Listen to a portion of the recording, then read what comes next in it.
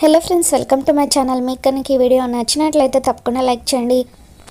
Fathers day కావడంతో అంజు వాళ్ళు అమర్కి surprise ఇవ్వాలని చెప్పి ప్లాన్ చేస్తూ ఉంటారు. మరోవైపు ఆఫీస్కి టైం అవుతూ ఉంటే అమర్ త్వరగా రెడీ అయ్యి కిందకి వస్తాడు. డాడ్, మీకు ఒక సర్ప్రైజ్, ఒకసారి ఇలా రండి డాడ్ అని చెప్పి పిల్లలంతా కూడా అమర్ని పిలుస్తూ ఉంటే ఇక అప్పుడు అమర్ ఏంటి నాన్న అని చెప్పి పిల్లల్ని అడుగుతూ ఉంటాడు. ఒక్కసారిగా బెలూన్ని బ్లాస్ట్ చేసి హ్యాపీ ఫాదర్స్ డే డాడ్ అని చెప్పి అమర్కి నలుగురు ఒకేసారి గట్టిగా అరుస్తూ విషెస్ చెబుతూ ఉంటారు. కేక్ కట్ చేద్దురు కానీ రండి డాడ్ అని చెప్పి ఇక అలా పిల్లలు అమర్కి అలా చాలా గ్రాండ్గా సర్ప్రైజ్ని ఏర్పాటు చేయడంతో అప్పుడు అమర్ చాలా హ్యాపీగా ఫీల్ అవుతూ ఉంటాడు. నలుగురిని దగ్గరికి తీసుకొని ఎమోషనల్ అవుతూ ఉంటాడు. మాకు ఇకపై అమ్మైనా నాన్నైనా మీరే కదా నాన్న అని చెప్పి వాళ్ళు అలా ఎమోషనల్ అవుతూ ఉంటే అమర్ అలా ప్రేమగా అందరినీ దగ్గరికి తీసుకొని ముద్దు పెట్టుకుంటూ ఉంటాడు. కిటికీల నుండి ఇదంతా చూస్తున్న ఆరు కూడా చాలా ఎమోషనల్ అవుతూ ఉంటుంది. మీకు ఏ కష్టం వచ్చినా సరే ఈ డాడ్ ఉన్నాడన్న విషయాన్ని గుర్తు పెట్టుకోండి. మిమ్మల్ని నా నుండి ఎవరు దూరం చేయలేరు. ఎవరు ఎన్ని ప్రయత్నాలు చేసినా కూడా మిమ్మల్ని నా నుండి వేరు చేయలేరు అని చెప్పి అలా అమర్ అంటూ ఉంటే ఇకప్పుడు ఇదంతా చూస్తున్న మనోహరికి ఒళ్ళు మండిపోతూ ఉంటుంది. మీ అందరినీ విడదీయడానికి నేనున్నాను కదా అమర్. ఇన్ని రోజులు నీ పిల్లల జోలికి నేను రాకూడదని అనుకున్నాను, కానీ వాళ్ళు నన్ను ఇలా ఉండనిచ్చేలాగా లేరు. నా గురించి నిజాలన్నీ కూడా తెలుసుకుంటూ అనుక్షణం నన్ను టార్చర్ చేస్తున్నారు. అందుకే నేను ఒక్కొక్కరిగా అందరినీ లేపేసి నీకు శాశ్వతంగా దూరం చేసి నిన్ను ఒంటరి వాడిని చేస్తాను.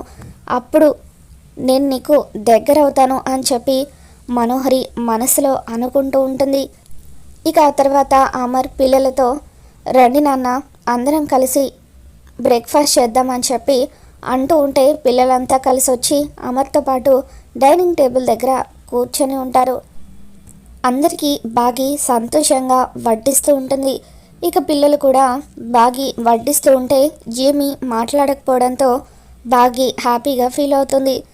పిల్లలు ఈరోజు నేను వడ్డిస్తున్నా ఏం మాట్లాడలేదంటే వాళ్ళకు నా మీద కోపం పోయిందనమాట అని చెప్పి బాగి మనసులో అనుకుంటూ ఉంటుంది. ఇక ఆ తర్వాత అమర్ పిల్లలతో మాట్లాడుతూ మీకు ఇంకా 15 days హాలిడేస్ ఉన్నాయి కదా, నేను రాతోడితో మాట్లాడి ఒకసారి మనం ఏదైనా టూర్ వెళ్ళడానికి ప్లాన్ చేస్తాను, సరదాగా అలా ఎక్కడికైనా వెళ్ళొద్దాం అని చెప్పి అమర్ అంటూ ఉంటే ఓకే డాడ్ అని చెప్పి ఇక పిల్లలు నలుగురు కూడా చాలా సంతోషపడిపోతూ ఉంటారు.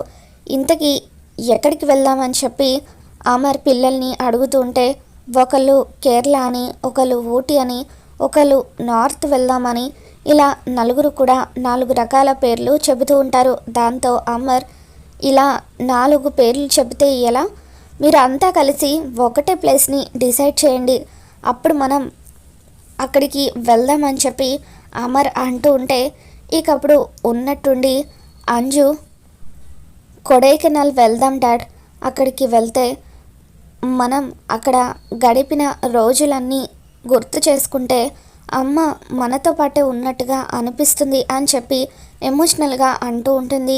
ఇక దాంతో బాగి కొడైకెనాల్ పేరు వినగానే ఒక్కసారిగా షాక్ అవుతూ ఉంటుంది. రాతోడితో బాగి రాతోడ్ పిల్లలేంటి కొడైకెనాల్ అంటున్నారు అంటే ఇంతకుముందు మీ సార్ వాళ్ళు కొడైకెనాల్లో ఉండేవాళ్ళ అని చెప్పి అడుగుతూ ఉంటుంది. దాంతో రాతోడ్ అవును మిస్ అమ్మ, ఇంతకుముందు మా సార్ కొడైకెనాల్లో ఉన్న ఆఫీసులోనే పనిచేసేవాళ్ళు అని చెప్పి అంటూ ఉంటే ఇక అప్పుడు బాగి అంటే నాతో ఫోన్లో మాట్లాడిన అక్క ఈ అక్క ఒక్కరేనా అని చెప్పి అలా ఆలోచిస్తూ లేదు ఆ అక్క ఖచ్చితంగా చనిపోయి ఉండదు అని చెప్పి అలా ఎమోషనల్గా ఫీల్ అవుతూ ఉంటుంది. ఇక ఇంతలో రామ్మూర్తి బాగీకి ఫోన్ చేస్తాడు. అమ్మ బాగి, నేను ఇంటికి వస్తున్నాను, నువ్వు ఇంట్లోనే ఉన్నావా అని చెప్పి అంటూ ఉంటే ఉన్నాను నాన్న అని చెప్పి బాగి అంటూ ఉంటుంది. సరే అమ్మా, ఇంటి ముందు వరకు వచ్చాను అని రామ్మూర్తి అనగానే ఇక బాగి సంతోషంగా రామ్మూర్తి దగ్గరికి పరిగెత్తుకుంటూ వెళ్ళి రామ్మూర్తిని హగ్ చేసుకుని హ్యాపీ ఫాదర్స్ డే నాన్న అని చెప్పి అంటూ ఉంటుంది. ఇక రామ్మూర్తి కూడా సంతోషంగా ఉండు తల్లి అంటూ బాగీని పట్టుకొని ఎమోషనల్ అవుతాడు. ఈ మాట మీ అక్క నోటి వెంట కూడా వినుంటే ఎంత బాగుండేదో అని చెప్పి రామ్మూర్తి అంటూ ఉంటే ఇక అప్పుడు బాగి ఖచ్చితంగా అక్క ఎక్కడున్నా కూడా మన దగ్గరికి వచ్చే రోజు తొందరలోనే ఉంది నాన్న. అక్క కూడా నీకు ఫాదర్స్ డే విషెస్ చెబుతుంది, మనం అంతా కలిసి సంతోషంగా ఉంటాం అని చెప్పి బాగి వాళ్ళ అక్క గురించి రామ్మూర్తికి చెబుతూ ఉంటుంది.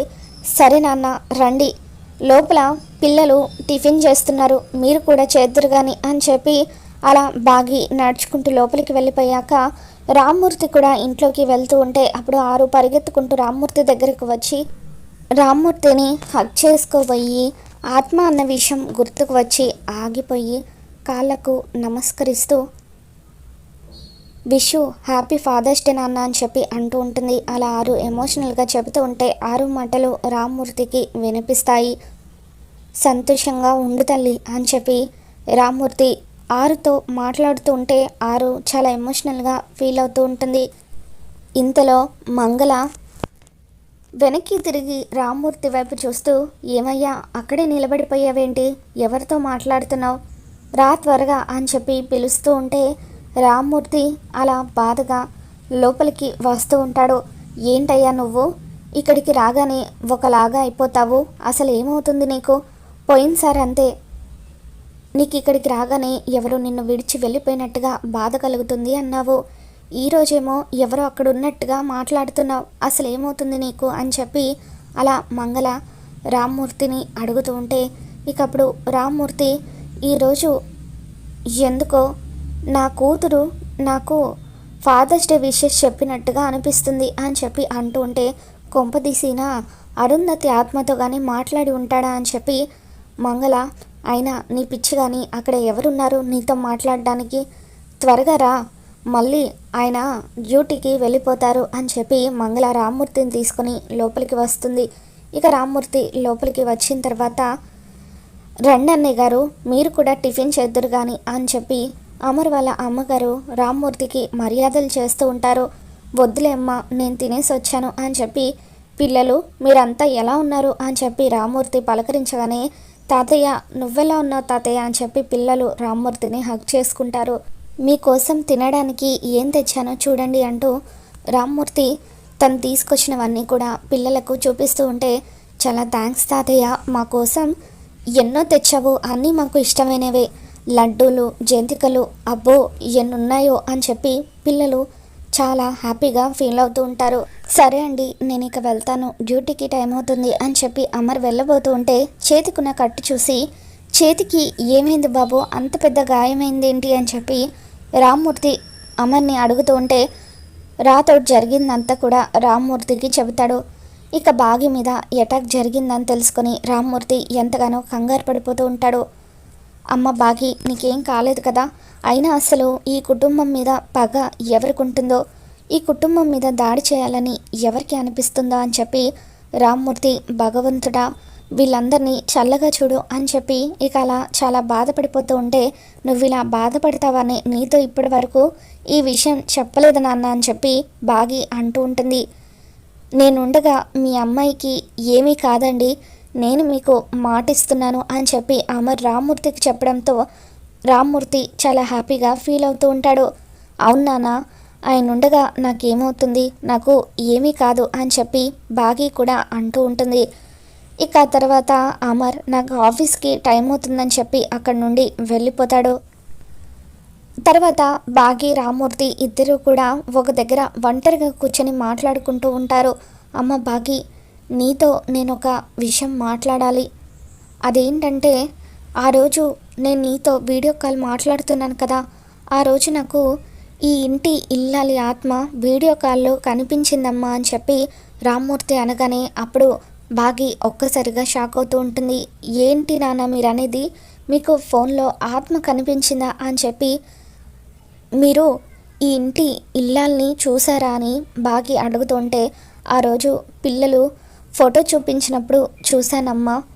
నాకు ఫోన్లో స్పష్టంగా కనిపించింది. ఆ ఆత్మ ఈ ఇంటి ఇల్లాలిదే. ఆ భగవంతుడు తనని అర్ధాంతరంగా తీసుకెళ్ళిపోయాడు కదా, పిల్లలపై ప్రేమతో ఈ ఇంట్లోనే తిరుగుతుంది అని చెప్పి అలా రామ్మూర్తి బాగీకి చెప్పగానే బాగి, అవును నాన్న, మీరు చెప్పింది నిజమే. నిజానికి తన తలరాతను భగవంతుడు రాయలేదు, ఆ మనోహరి రాసింది.